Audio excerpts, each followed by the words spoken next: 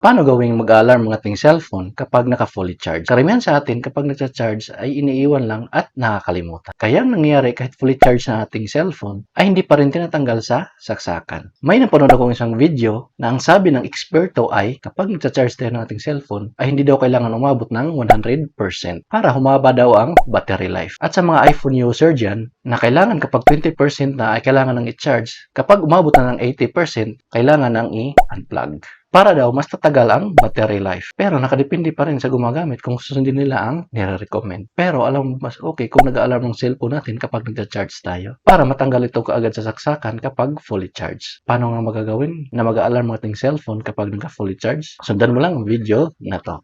Ayan, so andito na tayo sa alarm. So, full battery alarm. Ang nakaset dito ay 100%.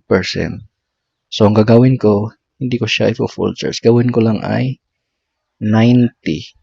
Ayan. Then, dito sa low battery alarm ay nakaset siya sa 10. So, gagawin ko, lagay ko sa 20. Ayan. Once na 20% na lang yung battery ko, ay kusa siyang mag-alarm. So, makikita niyo rin dito sa baba ang temperature, voltage, charge status, health, technology, maximum capacity. So, kita mo yung details ng battery mo. Then, pagkatapos, pinutin lang tong settings. Ayan, then, sa ringtone, pwede mo siyang palitan. Pinutin lang tong ringtone. Then, pipili ka ng ringtone na gusto mo. So, hindi ko lang may papakita kasi hindi nyo rin maririnig dahil naka-screen record tayo. So, back ko lang. Then, dito sa low battery ringtone, pwede mo rin siyang palitan. Gawin nyo lang, pindutin nyo lang. Yan. Halimbawa, itong atomic bell yung ipapalit natin. At hindi nyo marinig yung sounds kasi naka-screen record tayo. Pagkatapos, pinutin lang tong okay. Yan, so may ads siya. So, normal lang yung may ads. So, para ma-close yung ads, pinutin lang tong X sa taas. Then, itong customization, alarm volume. So, ang gagawin ko ay full volume.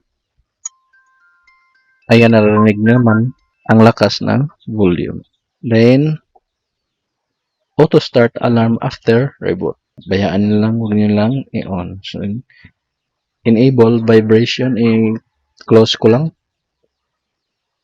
Hide notification icon. So, huwag mo lang i-on. Then, dark. So, pwede mo siyang palitan. Pwedeng light. And then, tapusin natin.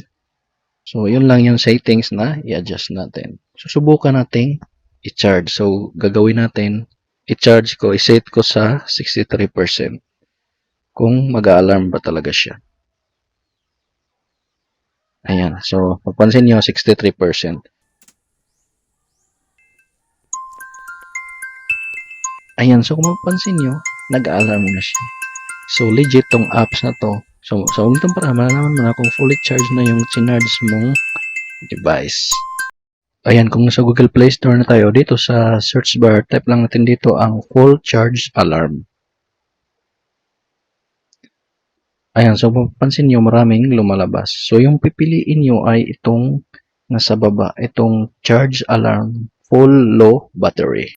Ayan, then pagkatapos i-install nyo lang, then sundan na lang yung ginawa ko nina kung paano siya i-set up. So, ganun lang kadali, paano maglagay ng alarm once na full charge na ang ating cellphone. Kung nagustuhan mo ang video na to, huwag kalimutang mag-like, subscribe, at hit notification bell para updated ka sa mga bago kong video.